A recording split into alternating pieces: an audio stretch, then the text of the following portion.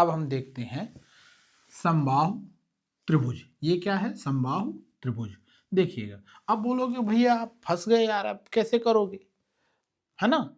आपको ये ऊंचाई तो दिया नहीं है, ठीक है, केवल एक भुजा की लंबाई दिया है। तो समझिए इसमें क्या करना होगा, हमें ये निकालना पड़ेगा ना, ये इसकी चौड़ाई है ना, तो लंबाई ठीक है, चौड़ाई ये है, तो हमें ये निकालना पड़ेगा। इसके लिए हम क्या करते हैं, वही आयत में इसको भी बंद करते हैं। चलो ये देखो, हमने इसको बंद किया तो लंबाई ये हो गई, चौड़ाई ये होगी, ये वाली। अब ये हमें पता नहीं कितना है, ठीक है ना, ये हमें नहीं पता है। यदि हमें ये और ये पता लग जाए तब ना हम इसको निकालेंगे, ठीक। अब इसमें समझिएगा, इसको निकालने के लिए हम क्या करते हैं कि ये वाली दूरी निकालने के लिए इसको यदि मैं निकाल लूं तो मेरा काम हो जाए। या तो मैं ऐसा भी बोल सकता हूं कि ये यहां से यहां तक कितना होगा। यदि ये टोटल ए है तो ये हो जाएगा a/2 हो जाएगा। तो देखिए ये एक क्या बन रहा है, समकोण त्रिभुज क्या बन रहा है, समकोण त्रिभुज। यहां पे 90 डिग्री है ये, ठीक है। तो इसमें अपन क्या लगा सकते हैं, क्या लगा सकते हैं, पाइथागोरस। मतलब ये क्या है, ये है लंब, ये है आधार, ये है कर्ण। तो ये और ये तो आपको पता है, तो ये नहीं निकल आया। देखिए क्या होता है कि कर्ण का वर्ग बराबर लंब का वर्ग धन आधार का वर्ग होता है। तो हमें निकालना क्या है, लंब। तो लंब को हम इधर कर लें, लंब को इधर कर लें, तो ये क्या हो जाएगा, कर्ण के वर्ग में आधार वाला घट जाएगा। ऐसा मैं लिख सकता हूं ना इसको, समझिएगा। अब क्या हुआ कि मेरा लंब कितना है ये हमें निकालना है, कर्ण कितना है ए है, तो ए स्क्वायर कर दिया माइनस, और ये मेरा आधार कितना है a/2 का होल स्क्वायर, ये इसका स्क्वायर हमने कर दिया। ये मेरा लंब का वर्ग है। इसको मैं सॉल्व करूंगा तो कितना आ जाएगा, ये ए स्क्वायर ही रहेगा माइनस a²/4 हो जाएगा, ठीक है। इसमें बटा 1 ये होता ही है, कोई दिक्कत नहीं। इसको सॉल्व करेंगे तो ये हो जाएगा 4a² माइनस a²/4, ठीक है। इतना हो गया। तो अब देखो a² में a² सेकंड वाली क्लास जो मैंने लिया था उसका वैल्यू समझ में आ रहा है। 4a² में से ये स्क्वायर चला जाएगा तो कितने बचेंगे, 3a²। कितना बचा, 3a²/4, ठीक है। अब ध्यान दीजिएगा, मैं इसको भी मिटा देता हूं, ठीक है, इसे भी मिटा देता हूं, थोड़ा समझा दूं फिर इसको बना सकते हैं। तो देखिए ये कितना आया, ये तो लंब का वर्ग इक्वल टू कितना आ गया, 3a²/4। इसका स्क्वायर हटाएंगे तो इधर अंडर रूट लग जाएगा। इसका घातांक और करनी वाले उसमें टॉपिक में इसको मैं पूरा बताऊंगा, पूरा टॉपिक समझाऊंगा आपको कैसे करना है। तो इसमें इतना हो गया, तो लंब हमारा कितना आया, अंडर रूट इतना। अब क्या होगा, जब अंडर रूट लगा तो 2 है ये a, तो एक a बाहर आ गया, ठीक है, एक a बाहर आ गया, और ये अंडर रूट 3 बचा, और ये 2 बाहर आ गया, 4 का 2 निकल आया, और इसमें से इतना। तो कितना हो गया, a√3/2, या कि इसको ऐसा भी बोल सकते हैं √3/2a। तो भैया ये सॉल्व करने का मतलब ये था कि ये कितना निकला। याद रखिएगा कि यदि समबाहु त्रिभुज है तो उसकी ऊंचाई कितनी होगी, यदि भुजा दिया है तो एक काम करो, √3/2 और भुजा लिख लो, यही इसकी चौड़ाई है। बात समझ में आई, इसको हमने ऐसा निकाल लेना है। अच्छा ठीक है, आप बोले भैया ये तो आप निकाल लिए इससे, लंबाई और चौड़ाई करके, ओ सॉरी पाइथागोरस लगा के। अब एक बात बताइए, इसको निकालने के लिए, इसका क्षेत्रफल निकालने के लिए आप क्या करेंगे? क्षेत्रफल निकालने के लिए क्या करेंगे? लंबाई गुणे चौड़ाई, यही होगा ना। तो एरिया इक्वल टू लंबाई कितनी है इसकी, ए है, और इसकी ये चौड़ाई कितनी है, अभी हमने निकाला √3/2 और ए, इतना ही ने निकाला ये। तो लंबाई और चौड़ाई इसी का गुणा तो इसका क्षेत्रफल आ जाएगा, 4 कोने वाले का चतुर्भुज का। किंतु अब ध्यान से देखो, यहां से ये जो चीज है, ये इस पूरे डब्बे को दो भाग में, एक ये, तो समझिएगा, ये यदि इतना एक है इसका क्षेत्रफल तो उतना ही इसका है, यदि इसका जितना क्षेत्रफल है उतना ही इस वाले टुकड़े का है, यहां से, समझ रहे हो। तो ये बात समझ में आई कि भाई जितना इस चौकोर का निकला है क्षेत्रफल, यदि 40 है तो इस अंदर वाले का कितना होगा, 20 होगा।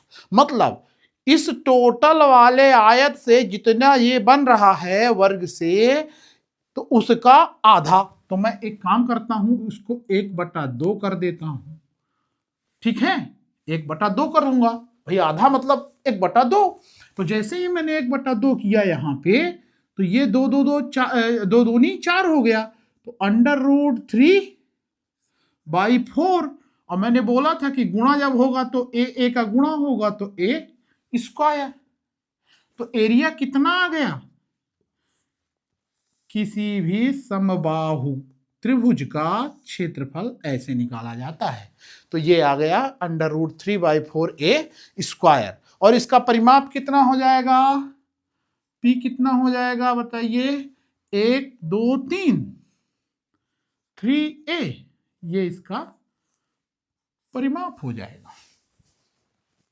तो यहां जैसे ही हमने इसको समझा वैसे ही मेरी कहानी आसान हो गई। देखिएगा, पंचभुज समझते हैं, छठभुज समझते हैं, तत्काल इसमें क्या हो रहा है, देखिए ये और ये, तो जैसा ये है वैसा ही ये है। मतलब एक पंचभुज में या छठभुज में ले रहा हूं, तो दोनों को एक साथ में समझा देता हूं, समझिएगा। मुझे तो ये समझ में आ रहा है कि जैसा इसका क्षेत्रफल है निकाला है हमने, तो यदि ये a है तो ये भी a है, ये भी a है, तो यही चीज तो हो गई। ये बात समझ में आई।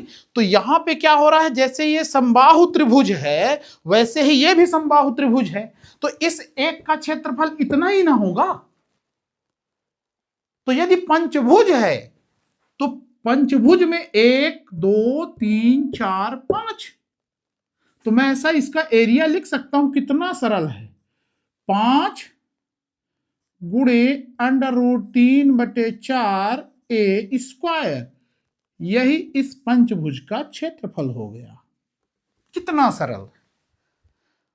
अब बोलोगे आप कि भैया इसका तो फिर अब मैं बताऊंगा, ये ए और ए सभी ए हैं, तो 1 2 3 4 5 6, तो यहां पे आप एरिया लिखोगे और 6 × √3/4a²। मतलब यदि एक भुजा छठभुज की या हेक्सागोनल की एक साइड दे दी जाए, तो आप तत्काल उसको क्या करोगे, 6 से जितनी उसकी साइड है ये फार्मूला लगाओगे, ये वाला समबाहु त्रिभुज वाला, और उसमें 6 का गुणा, 5 भुजाएं हैं तो 5 का गुणा, 7 भुजाएं हैं 7 का गुणा, 8 है 8 का गुणा। सब समझ में आ रहा है। ऑक्टागोनल है ना, हेक्सागोनल, पेंटागोनल, ये ऐसी भुजाएं, इसी को इन्हीं से ऐसे ही निर्मित होती जाएंगी, इसी को बोलेंगे बहुभुज। मतलब जितनी भुजाएं उसको हम n ले लेंगे, तो एरिया हमारा क्या हो जाएगा, a equal to n √3/4a²। तो हमने अभी पंचभुज और छठभुज तक समझा। फिर बहुभुज में इसको और डिटेल में समझेंगे। इसका पेरीमीटर क्या हो जाएगा, इसका परिमाप कितना हो जाएगा, P इक्वल टू 6a, 1 2 3 4 5 6, 6 ही तो है ये। इसमें कितना हो जाएगा perimeter, P equal to 5a। कितना सरल है, समझ में आया। तो एरिया और परिमाप निकालना हमने इसको बता दिया। अब आपको मैं इलिप्स का बता देता हूं। इसके लिए क्या हो जाएगा, पाई a इंटू बी। ए क्या है, यहां से यहां तक की दूरी, ये मेजर एक्सिस, ये माइनर एक्सिस, ये बी है। तो एरिया इक्वल टू इसका क्या हो जाएगा, पाई ए बी, और पी कितना हो जाएगा, पाई ए प्लस बी। ये इसका परिमाप हो जाएगा। तो आज अभी हमने इतना समझा, इसी में और जितने भी ठोस बने हुए हैं, जैसे ये है, ये है, ये है, इससे निर्मित हुए जितने भी प्रिज्म हैं और पिरामिड हैं, इसमें केवल इतना सा सरल चीज है। इसको हम समझने के लिए क्या करते हैं कि देखिए, अब हम इसमें हम आयतन भी इसका निकाल लेते हैं और सरफेस एरिया भी आपको लगातार समझा देते हैं। ठीक है, ये हमारा पूरा जितनी भी ईंटें हमारी थी, वर्ग था, आयत था, ठीक है ना, आपका समचतुर्भुज, समांतर, जितनी भी ये ईंटें थी, इनका हमने क्या निकालना सीखा कि इसका क्षेत्रफल कैसे निकाला जाता है, इसका एरिया कैसे निकाला जाता है। बात समझ में आई। यदि उसका एरिया हमने निकालना समझ लिया, तो एक चीज का, इस समतल का हमने यदि वर्गाकार का समझ लिया, इस वर्गाकार का निकालना समझ लिया, तो ये भी तो वर्गाकार है, ये भी तो वर्गाकार है, ये भी तो है, ये भी तो, इसका तो मैं सीधे सीधे इसका टोटल सरफेस एरिया देखूं तो मेरा कितना आ जाएगा, ये टोटल सरफेस एरिया आ जाएगा 6a²। बात समझ में आई। सरफेस एरिया कितना आ जाएगा इस टोटल वाले का, 6a²। और इसका आयतन कितना हो जाएगा, वॉल्यूम, वॉल्यूम हो जाएगा भाई लंबाई गुणे चौड़ाई गुणे ऊंचाई। लंबाई भी बराबर, चौड़ाई भी बराबर, ऊंचाई भी बराबर, तो मैं लिख सकता हूं a³ लिख सकता हूं ना। अच्छा, इसी में देखिए, ये तो हुई किसकी बात, घन की, ठीक है। और ऐसे ही निर्मित उससे एक आकृति, मान लीजिए ये हमारा घन था, ये वर्ग था, वर्ग को ही हमने पकड़ के इस आकृति में खींचा तो पिरामिड बन गया। तो जब पिरामिड बना तो ध्यान से देखिएगा, ये जितना भी इसका वॉल्यूम है, जैसे इसका पूरा पूरा निकालते तो a³ होता, ठीक है ना। लेकिन जब आप सामने से देखोगे तो यदि वो ये पूरा पूरा हूबहू खींचा गया होता, ठीक है ना, हूबहू यदि खींचा गया होता तो क्या हो जाता, प्रिज्म कहलाता। और यदि ये इधर से पकड़ के इसके इधर यहां चोटी पे लाकर मिला रहे हैं तो पिरामिड बन गया है। अब ध्यान से देखिएगा आप, तो यहां से आपको जितना बड़ा ये था ना, यदि ये 100 था तो उसका केवल ये 33% भाग दिख रहा है, बाकी ये सब कट गए। बात समझ में आई। तो मैं ऐसा बोल सकता हूं ना कि ये जितना टोटल वॉल्यूम इसका था, उसका 1/3 इसका वॉल्यूम होगा। यही ना कर दूं भाई, 1/3 करोगे तो कितना आ जाएगा, 0.33 आएगा, तो 33 कुछ आएगा। तो ये बात समझ में आ रही है कि टोटल यदि मैं इसको खींचता तो जितना बड़ा ये दिखता, यदि मान लो इसका आयतन 100 होता, तो यदि मैं इतने ही बड़े का ये पकड़ के और यहां पे इसमें एक भाग में ले आऊं तो कितना इसका आयतन केवल दिखेगा, 33%, 66% उड़ गया कट के। बात समझ में आ रही है। ऐसे ही इसके लिए भी इसका वॉल्यूम, मतलब इसका वॉल्यूम कितना होगा, लेंथ विड्थ हाइट, लंबाई गुणे चौड़ाई गुणे ऊंचाई। बात समझ में आ रही है। इसमें क्या हो रहा है कि लंबाई गुणे चौड़ाई गुणे ऊंचाई, तो ये आयतन आ गया। इस आयतन में ध्यान दीजिएगा, इस आयतन में लेंथ विड्थ और हाइट में यदि 1/3 कर दिया जाए तो इसका आयतन आ जाएगा 1/3 1/3। मतलब ये हुआ कि इसके आयतन में यदि मैं 1/3 कर दूं तो इसका आयतन आ जाएगा। आयतन मतलब इसको रखने में कितनी जगह लगेगी। मतलब यदि ये 100 है तो इसका केवल 33% ये बचता है, 66% ऐसे यदि काटोगे तो निकल जाता है। बात समझ में आई। तो ये हुआ प्रिज्म, ये हुआ पिरामिड। तो इसके प्रकार के जो प्रिज्म के आयतन निकालोगे उसमें 1/3 करोगे तो इस प्रकार की यदि ये आकृति है, ये आकृति है और इससे निर्मित प्रिज्म का और इससे निर्मित पिरामिड को देखोगे तो उसका 1/3 होगा। और इसको देखते हैं, इसका क्या हो जाएगा, आयतन कितना होगा, वॉल्यूम कितना होगा। देखो लंबाई गुणे चौड़ाई गुणे ऊंचाई। तो लंबाई गुणे चौड़ाई मतलब लंबाई इतनी चौड़ाई इतनी, 1/2 d1 इंटू d2 ये है लंबाई गुणे चौड़ाई। यही ना निकाला था हमने इसको सॉल्व करके हमने बताया भी था आपको। तो लंबाई गुणे चौड़ाई इतना आया और गुणे ये कितना ऊंचा है, ये इसकी ऊंचाई हो गई। तो ये इसका वॉल्यूम हो गया। बात समझ में आई।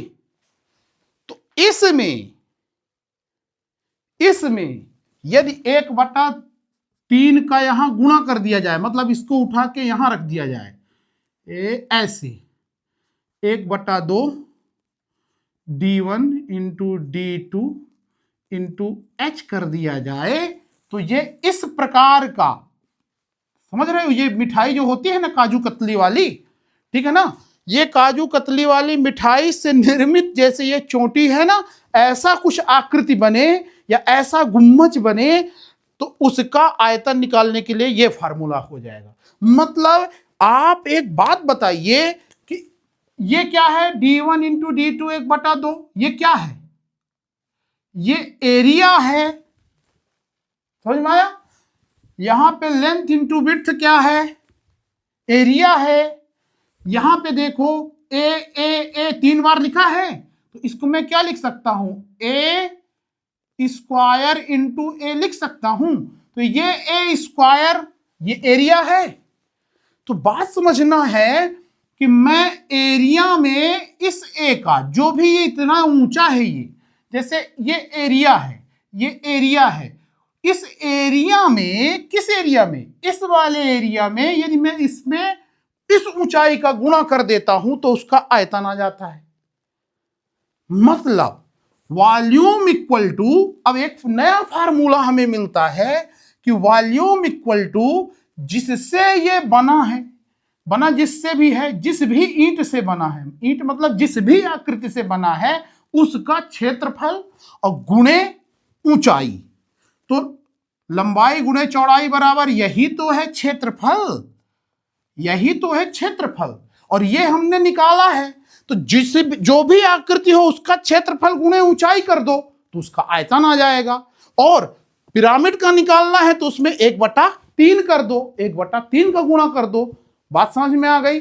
देखिए area into height, area into height, ये क्या है, 1/2 d1 d2 क्या है, इसका एरिया ही तो है। और केवल इसकी ये ऊंचाई का हमने गुणा कर दिया, इस h का कितना ऊंचा है तो इसका क्या आ गया, आयतन आ गया। वैसे ही लंबाई गुणे चौड़ाई ये क्षेत्रफल हुआ तो इसका क्षेत्रफल गुणे ऊंचाई, जितना ये ऊंचा है तो लंबाई गुणे चौड़ाई गुणे ऊंचाई, ये हो गया क्षेत्रफल गुणे ऊंचाई। तो सरल भाषा में समझने के लिए कि जिस भी ईंट में बोल रहा हूं समझना, जिस भी आकृति से या ईंट से ये बना हुआ है, ये ठोस बना हुआ है, उसको पकड़ो, उसका एक क्षेत्रफल गुणे ऊंचाई, उसका क्षेत्रफल गुणे ऊंचाई, वही उसका वॉल्यूम है। क्लियर हुआ। अब इसको ढकने आप सॉरी इसमें पहले मैं पिरामिड का क्या बता दूं, आयतन भी बता दूं। तो पिरामिड में भी आपका क्या हो जाएगा, 1/3 का इसके आयतन में 1/3 कर दो, इसके आयतन में 1/3 कर दो, इसके आयतन में 1/3 कर दो, और जो भी हो, जैसे इसका भी ऐसे निकल आएगा, इसके क्षेत्रफल में गुणे ऊंचाई कर दो तो इसका आयतन, इसका क्षेत्रफल गुणे ऊंचाई कर दो इसका आयतन। तो इसमें क्या है, सभी ठोसों के बारे में नहीं आता है पढ़ने के लिए। ये आ जाता है, घन आता है मतलब क्यूब है, क्यूबॉइड है, ये भी नहीं आता है, ठीक है ना।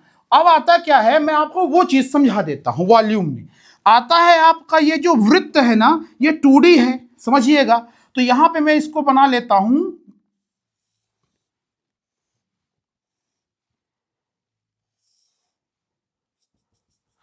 ये हो गया मेरा, इस गोल चीज को मैंने पकड़ के ऐसा खींचा, ठीक है ना। तो ये हो गया मेरा बेलन, या इसको बोलते हैं सिलेंडर। क्लियर। अब जैसे ये प्रिज्म है तो ये भी तो एक वृत्ताकार प्रिज्म है। तो देखो अभी हमने क्या बोला था कि एरिया इंटू हाइट, तो इस गोल चीज का क्या होगा एरिया, गोल चीज का क्या होगा एरिया। देखो हमने ये जो बनाया है इसका क्षेत्रफल कितना होगा, पाई आर स्क्वायर। भाई वृत्त का क्षेत्रफल अभी हमने निकाल के बताया है ना, पाई आर स्क्वायर। तो pi are square volume equal to क्या हो जाएगा, क्षेत्रफल गुणे ऊंचाई। और ऊंचाई इसकी यहां से लेके यहां तक कितनी है, h है। बात समझ में आई। तो pi are square into H, यही इसका वॉल्यूम है। क्लियर हुआ, नहीं हुआ। अच्छा ये तो हो गया इसका। लेकिन यदि इसी से निर्मित, मान लो ये वृत्त हुआ और इसी से निर्मित कोई ये वृत्ताकार पिरामिड बना दिया, मतलब कोण बना दिया, मतलब शंकु बना दिया, ठीक है ना। तो इसका फिर कैसे निकालोगे आयतन, आयतन मतलब रखने में कितनी जगह लगेगी। तो भैया हमने बताया ना अभी कि 1/3 कर दो। तो इस ये आया है इसका वृत्ताकार प्रिज्म का, इसमें 1/3 कर दो। तो 1/3 लिखो और पाई आर स्क्वायर इंटू एच का गुणा कर दो, यही इसका वॉल्यूम हो गया। किसका, कोण का हो गया। देखिएगा ये है शंकु, ठीक है ना, ये है शंकु। तो ये वाला भाग हो गया पाई आर स्क्वायर, ठीक है ना। और यहां तक ये हो गया ऊंचाई h, pi are square into एच, ये टोटल इसका निकला था, इस गोल वाले का, ठीक है ना। लेकिन इससे देखिएगा, इससे इसका आयतन कम होगा ना, और कितना छट गया, ये 66% छट गया। तो बचा कितना, इस वाले का 33% ये बचा। तो 33% निकालोगे मतलब 1/3, 1/3 करोगे तो 0.333 आता है ना, नहीं है समझ में। 1/3 33%, मतलब इसका ये कितना बचा, 33। ऐसे ही सभी में ऐसा होता है। जैसे हमने इसके लिए आपको इसको बताया, ये दिखाया 1 2 3 4 फेस वाला बताया, ठीक है ना। वैसे ही इसमें हेक्सागोनल के लिए होता है, ये हेक्सागोनल है, ठीक है ना। ये हेक्सागोनल प्रिज्म है, ये है, ठीक है ना। 6 फेस हैं इसमें, ठीक। ये देखिए 6 फेस हैं। तो इसका क्षेत्रफल गुणे ऊंचाई, इसका क्षेत्रफल गुणे ऊंचाई, ये क्या निकल आएगा, इसका क्षेत्रफल निकल आएगा। तो यार इसमें तो 6√3/4a² है, इसी में केवल ये ऊंचाई का गुणा मैं कर दूं इस ऊंचाई का, तो ये एरिया से किस में बदल जाएगा, वॉल्यूम में। बात समझ में आई। सेम यदि इस पेंटागोनल में, ध्यान दीजिएगा ये पेंटागोनल है, 5 भुजाएं हैं इसके, इसमें फार्मूले में देखिएगा 5 ये त्रिभुज बनते हैं ना ऐसे, ये 5 त्रिभुज ऐसे बनते हैं। ये देखिए 1 2 3 4 5 बना। तो इन 5 त्रिभुजों का क्षेत्रफल ये है। अब गुणे ऊंचाई कर दीजिए, जितना ये लंबा है तो इसमें केवल ऊंचाई का गुणा कर दीजिए। तो लंबाई गुणे चौड़ाई बराबर, तो यही क्षेत्रफल है। तो लंबाई गुणे चौड़ाई गुणे ऊंचाई, लंबाई गुणे चौड़ाई ये है, ऊंचाई ये हो गया। तो इसका एरिया की जगह अब आप इसमें वॉल्यूम कर दीजिए। तो पेंटागोनल फेस से निर्मित कोई भी प्रिज्म है उसका वॉल्यूम ये हो गया। अभी हमने आपको क्षेत्रफल बताया था, उसी क्षेत्रफल में ऊंचाई का गुणा कर दीजिए तो उसका वॉल्यूम आ जाएगा, आयतन आ जाएगा। बात समझ में आई? चलिए, इसका भी हो गया, इसका भी हो गया, ठीक है ना। तो ज्यादातर इन्हीं का जरूरत होता है। इसमें भी आप वही कर सकते हो। यदि √3/4 a स्क्वायर है और इसको ऊंचाई दे दी जाए तो जितनी ऊंचाई दोगे उसका गुणा कर दो। इसमें भी आप वैसा ही कर सकते हो, जैसे ये फेस बना हुआ है ना, वैसा ही इसमें भी कर सकते हो कि इसका क्षेत्रफल मतलब 1/2 आधार गुणे ऊंचाई और गुणे ये ऊंचाई का गुणा कर दो इसमें, तो ये भी बदल के ये एरिया क्या हो जाएगा, वॉल्यूम में बदल जाएगा। है सरल। और इसी से निर्मित ये आकृति हो गई, तो इसी वाले पूरे वॉल्यूम में 1/2 आधार गुणे ऊंचाई गुणे लंबाई गुणे चौड़ाई गुणे ऊंचाई में 1/3 कर देना। इसी में गुणा 1/3 कर दोगे तो इस प्रकार की आकृति का क्या आ जाएगा, वॉल्यूम आ जाएगा। ठीक है, देखो ये 6 भुजाएं हैं, तो इससे बना ये जो चीज है इसके लिए क्या करोगे, इसका क्षेत्रफल गुणे ऊंचाई, ठीक है, और इसका निकालने के लिए इसी वाले का 1/3, क्योंकि ये इसका ये कितना बचा, 6 भुजाएं इसमें भी हैं, 6 भुजाएं इसमें भी हैं, तो इसका ये कितना बचा, जितना ये था उसका 33% ये बचा। मतलब यदि मैं 1/3 कर दूं इसी में गुणा 1/3 कर दूं तो इस प्रकार की आकृति का आयतन आ जाएगा। मतलब हेक्सागोनल पिरामिड का क्या आ जाएगा, आयतन आ जाएगा, वॉल्यूम आ जाएगा। क्लियर हुआ? ऐसे ही आपका पेंटागोनल है, ये 5 भुजाएं हैं, 5 भुजाओं वालों में इसमें भी आ जाएगा, 1/3 कर देंगे इसके भी क्षेत्र में फल में, तो क्या आ जाएगा, इस प्रकार की आकृति का क्या आ जाएगा, आयतन आ जाएगा। ठीक है, इसका क्षेत्रफल निकालने के लिए इसका पूरा पृष्ठीय क्षेत्रफल, अभी मैंने आपको बात की क्या, केवल हमने वॉल्यूम निकालने में ध्यान दिया, तो वॉल्यूम निकालने के लिए जो भी क्षेत्र इसका है ऊपर जिससे भी ये निर्मित है उसका एरिया गुणे ऊंचाई कर दो, उसका आयतन आ जाता है। बात समझ में आ रही है? क्यों? क्योंकि एरिया इक्वल टू लंबाई गुणे चौड़ाई होता है और लंबाई गुणे चौड़ाई बराबर एरिया होता है। तो एरिया में गुणा कर दो सीधे, जितना ऊंचा ये चीज है इसके एरिया जिससे ये बना है उसका एरिया निकालो और उसकी ऊंचाई में गुणा कर दो, उसका वॉल्यूम आ जाएगा। क्लियर? तो प्रिज्म वाले में पूरे का गुणा कर देना है ऊंचाई का, ठीक है ना, और इसी प्रकार यदि पिरामिड है तो 1/3 कर देना। तो हमारे इसमें अब मैं आपको थोड़ा सा इसको मिटा देता हूं। क्यों? क्योंकि जितना हमें इसमें सॉलिड समझाना था हमने समझा दिया। 1-2 सॉलिड इससे और बनते हैं, जैसे हमें यहाँ पे क्यूब, क्यूबॉइड और सिलेंडर एंड कोन, 4 चीजें ये हो गई। एक 5वां चीज आपने नहीं पूछा कि भैया गोला कहां गया, गोला किससे निर्मित हो रहा है। बात समझ में आ रही है? तो मैं उसको अलग से आपको इन पूरे चीजों को पढ़ने के बाद आप इसको भी समझ गए। हेक्सागोनल जो ये आपका सॉलिड मैंने दिखाया, ये दिखाया, तो हेक्सागोनल प्रिज्म समझा, हेक्सागोनल आपने पिरामिड समझा, आपने पेंटागोनल प्रिज्म समझा, पेंटागोनल पिरामिड समझा। क्लियर? अब मैं आपको क्या समझाने जा रहा हूं, कितने प्रकार के, ये तो ईंटें हो गई, कितने प्रकार के आपने समतल पढ़े, तो कितने प्रकार के हमें ज्यादातर ठोस मिलते हैं।